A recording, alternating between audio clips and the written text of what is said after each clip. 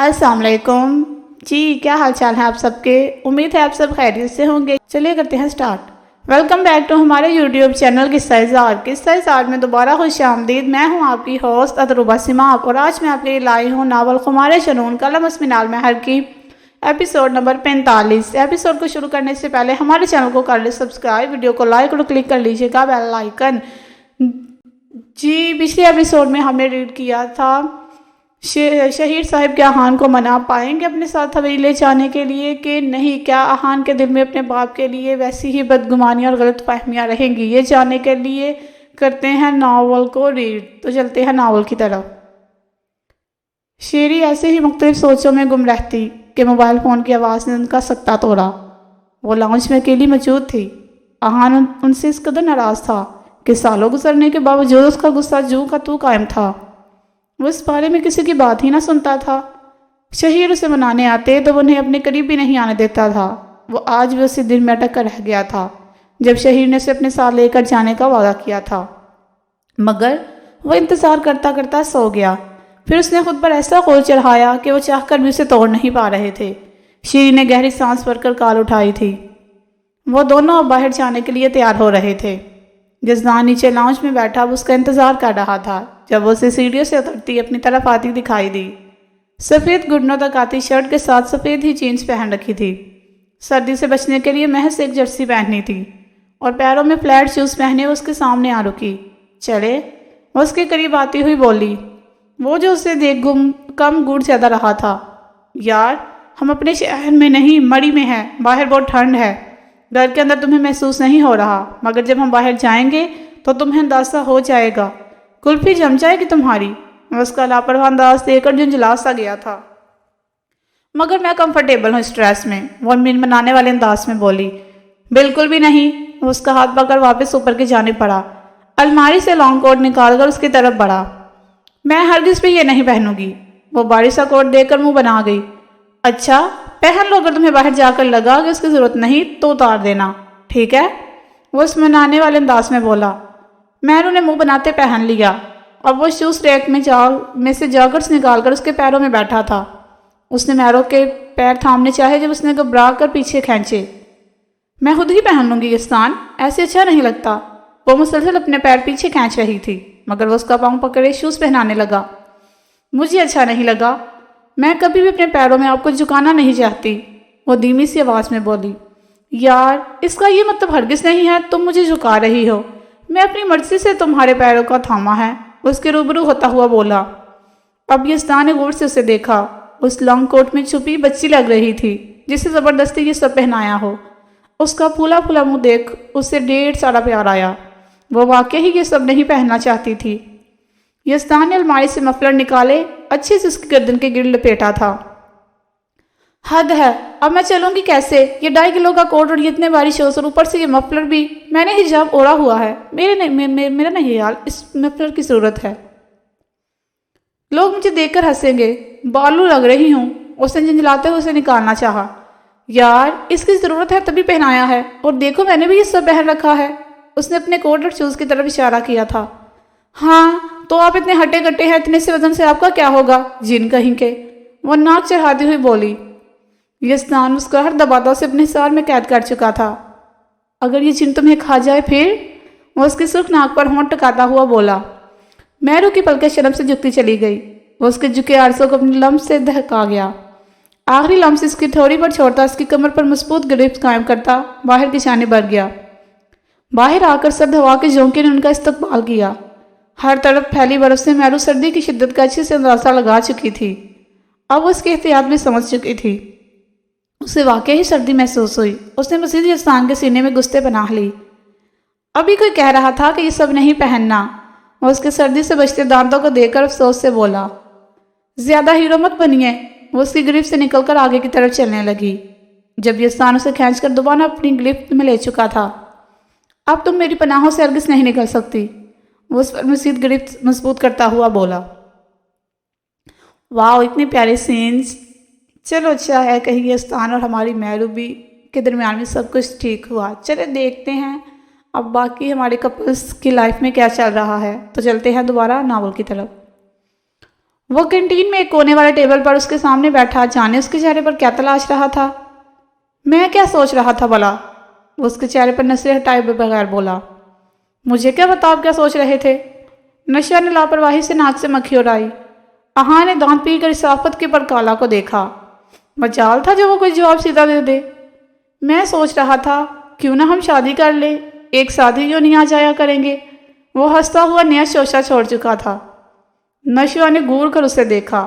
ابھی وہ خود پڑھ رہا تھا، اسے شادی کی زیادہ ہی جلدی تھی۔ تمہیں کوئی کام نہیں ہے؟ جیسے ہی مجھے فری دیکھتے ہو فوراً ہی ٹپک پڑتے ہو۔ اور تمہاری وہ زارا تمہیں کچھ دیر پہلے ڈھونڈ رہی تھی، جاؤ اسے جا کر مل لو۔ اس کے سارے ارادوں پر پانی پھیرتی ہوئی بولی۔ زارا کے ذکر پر اس نے برا سا منہ بنایا۔ اچھا یار چلو مجھے یہ تو بتاؤ تمہارے گھر میں کون کون ہوتا ہے؟ ذرا اندازہ کرنے دو کتنے لوگوں کو بنانا پڑے گا۔ وہ تجسس بھرے انداز میں ٹیبل پر ہاتھ ٹکاتے ہوئے بولا۔ میری فیملی خاصی بڑی ہے، شاید انہیں مناتے مناتے تم خوش ہو جاؤ۔ سب سے پہلے میرے داجان، بابا، چاچو، بڑے پاپا اور سب سے بڑھ کر میرے بھائی پولیس والے ہیں۔ منٹوں میں سب کی ہوا نکال دیتے ہیں۔ وہ اسے ڈرانے والے انداز میں بولی۔ وہ جو اتنی بڑی فیملی کا سن کر آنکھیں کھولے بیٹھا تھا، آخری بات پر گڑبڑا کر رہ گیا۔ تم نے کبھی بتایا ہی نہیں کہ تمہارا کوئی بھائی پولیس میں ہے؟ وہ جھنجھلاتے ہوئے انداز میں بولا۔ اس نے سن رکھا تھا کہ پولیس والے سخت طبیعت کے مالک ہوتے ہیں، پتہ نہیں اس کے رشتے پر حامی بڑھے گا یا نہیں۔ اب بتا دیا نا، وہ لاپرواہی سے کندھے چکا کر بولی۔ اہان محض اس سے گور کر رہ گیا۔ اس کی پتلی ہوئی حالت دیکھ نشوا کو ہنسی آئی تھی۔ اچھا بھائی تم بھی تو بتاؤ تمہاری فیملی میں کون کون ہوتا؟ وہ پرتجسس نظریں اس پر ٹکائے بیٹھی تھی۔ بس میں اور میری ماما، میری کل کائنات، ورلڈ کی بیسٹ موم ہے میری ماما۔ ماں کے ذکر پر اس کے چہرے پر خوبصورت سی مسکان کھل گئی۔ اگر میں کہوں کہ شادی کے بعد تمہیں بہت زیادہ آسائشیں نہ دے پاؤں تو تم کیا کہو گی؟ اہان ان کے گھر کسی چیز کی بھی کمی نہ تھی۔ شہیر نے کبھی کوئی کمی ہونے ہی نہ دی تھی، مگر پھر بھی نہ جانے وہ کیا جانا چاہتا تھا۔ اب وہ خاموشی سے اس کے جواب کا منتظر تھا۔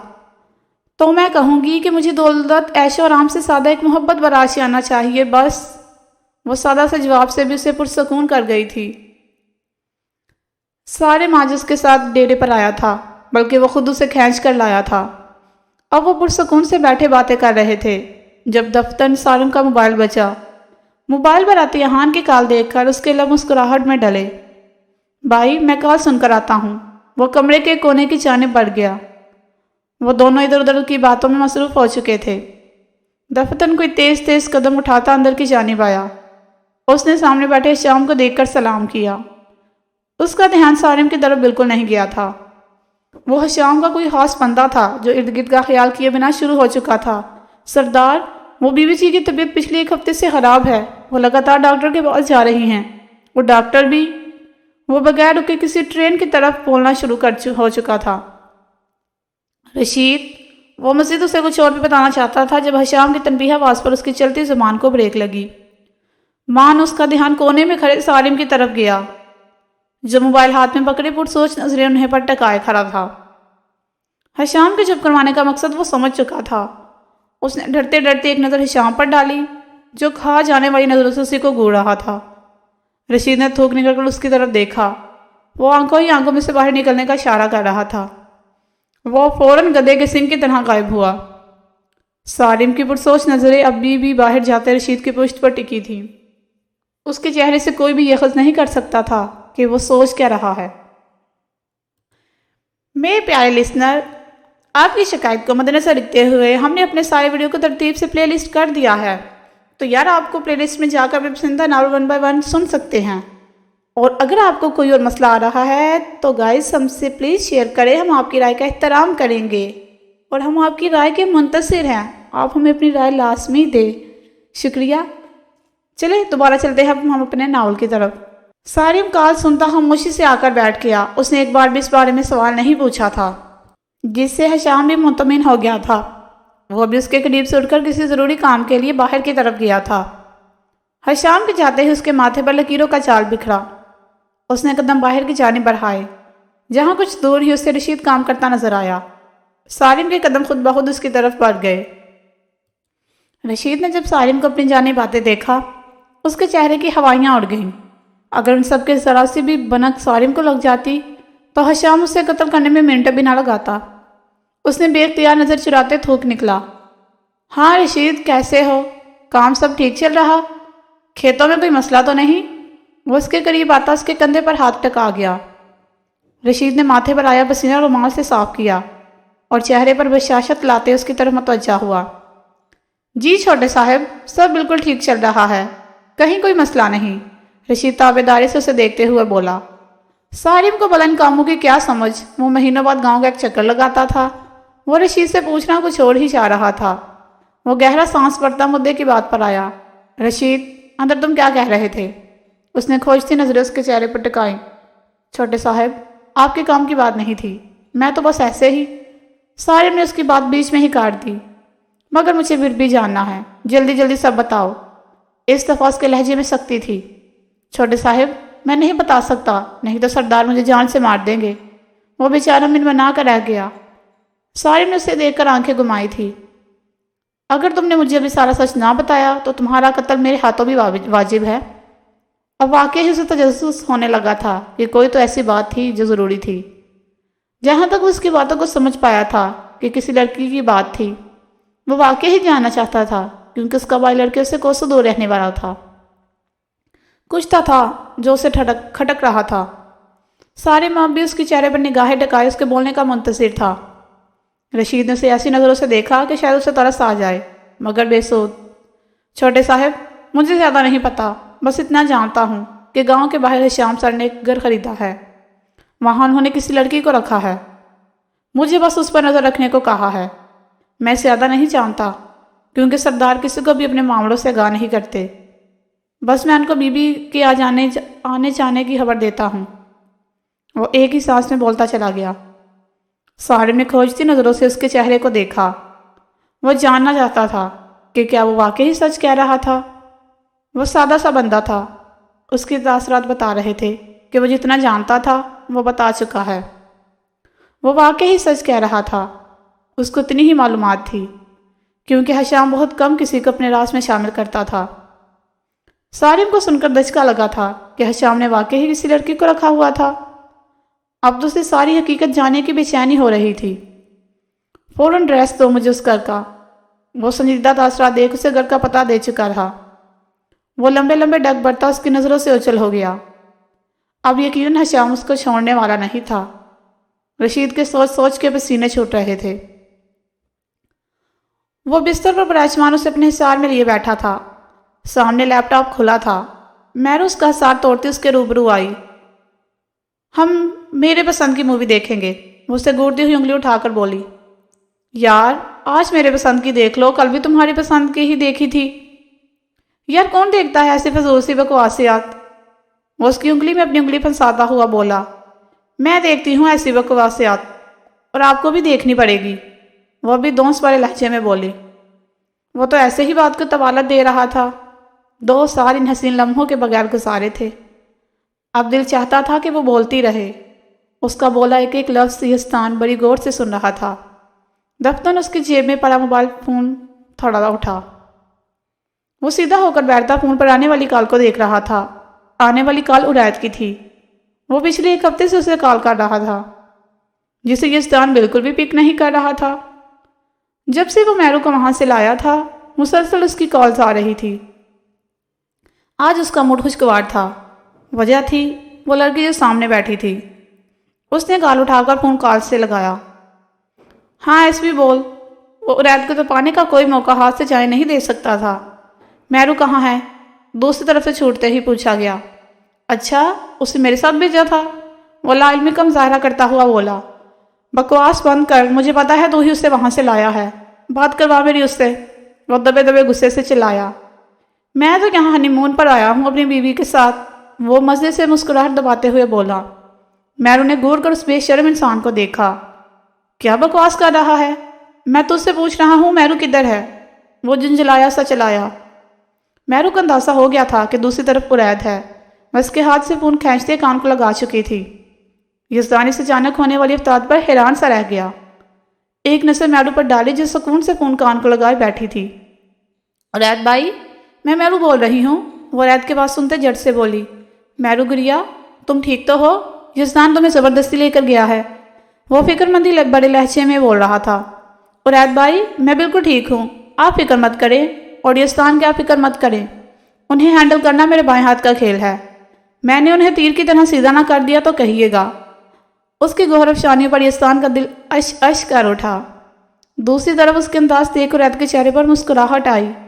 आप फिक्र मत करें और घर वालों को इन्फॉर्म भी कर देना कि मैं बिल्कुल ठीक हूँ, वो उसे तसल्ली देने वाले अंदाज में बोलती एक दो मज़ीद बातों के बाद फ़ोन बंद कर चुकी थी। उसने फ़ोन बंद करके यजदान की तरफ बढ़ाया। यजदान ने फ़ोन को इग्नोर करते उसे अपनी गिरफ्त में ले लिया। क्या कर रहे हैं यजदान, छोड़े मुझे। वो उसकी गिरफ्त पर कसमसा कर रह गई। अभी तुमने कहा कि मुझे हैंडल करना तुम्हारे बाएं हाथ का खेल है, मैं भी देखना चाहता हूँ ये खेल। वो इंतहाई मासूमियत से कहता उसके गाल को चूमता हुआ बोला। मैं उन्हें बौखला कर उसे देखा, जुबान तालू से जा लगी।